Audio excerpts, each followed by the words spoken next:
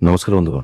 ବହୁ ଜଣଙ୍କର ପ୍ରଶ୍ନ ଆସୁଛି ଆନ୍ଧ୍ରା କେଶରୀ ୟୁନିଭର୍ସିଟି ସାର୍ଟିଫିକେଟ ଆସିନି, ଏଜେଣ୍ଟ ବା କଲେଜ ଦେଇନାହାନ୍ତି। ଦେଖନ୍ତୁ, ଆନ୍ଧ୍ରା କେଶରୀର ସାର୍ଟିଫିକେଟ ୟୁନିଭର୍ସିଟି ରିଲିଜ କରି ସାରିଲାଣି, right?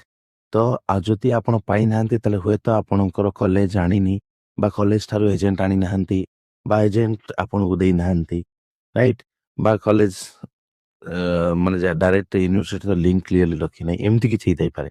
But Andhra Kesari university certificate release କରି ସାରିଛି ଆଣ୍ଡ ତାହା କଲେଜରେ ପହଞ୍ଚି ସାରିଛି, ଏଜେଣ୍ଟ ମାନଙ୍କ ପାଖରେ ପହଞ୍ଚି ସାରିଛି, ପିଲାମାନେ ମଧ୍ୟ ପାଇସାରିଲେଣି, ରାଇଟ୍? ତ ୟୁନିଭର୍ସିଟିକୁ ସାର୍ଟିଫିକେଟ ୟୁନିଭର୍ସିଟି ତ ସାର୍ଟିଫିକେଟ କାମ ସାରିଛି, କଲେଜ ତ ସାର୍ଟିଫିକେଟ କାମ କରୁଛି ବର୍ତ୍ତମାନ। ତ ଯଦି ଆପଣ ପାଇନାହାନ୍ତି ତାହେଲେ କଣ୍ଟାକ୍ଟ କରନ୍ତୁ, କଲେକ୍ଟ କରିନିଅନ୍ତୁ। ସାର୍ଟିଫିକେଟ ଆସିଯାଇଛି, କଲେକ୍ଟ କରିବା ଆପଣଙ୍କ କାମ। ତ ସେଟା କଲେକ୍ଟ ଆପଣ ଏଜେଣ୍ଟଠୁ କରିବେ ବା ଏଜେଣ୍ଟ କଲେଜଠୁ କରିବେ ବା କଲେଜ ୟୁନିଭର୍ସିଟିଠୁ କରିବେ, ସେ କଥା ନାହିଁ, ସେଟା ସିଏ ଜାଣନ୍ତି। ବଟ୍ ୟୁନିଭର୍ସିଟିର କଣ୍ଟ୍ରୋଲର, ଏକ୍ସାମ କଣ୍ଟ୍ରୋଲର ସାର୍ଟିଫିକେଟ ସବୁ ରିଲିଜ କରିସାରିଛନ୍ତି, ପ୍ରୋସେସ ତାଙ୍କର ଷ୍ଟାର୍ଟ ହେଇଯାଇଛି, ପିଲାମାନେ ସାର୍ଟିଫିକେଟ ଅଲରେଡି ପାଇଲେଣି, ରାଇଟ୍? ତ ବହୁତ ମେସେଜ ମତେ ଆସୁଛି ସାର୍ଟିଫିକେଟ କେବେ ଆସିବ କେବେ ଆସିବ। ସିମ୍ପଲ କଥା, ଆପଣ କଲେକ୍ଟ କରନ୍ତୁ ବା ନେକ୍ସଟ ପ୍ରୋସେସ କରନ୍ତୁ।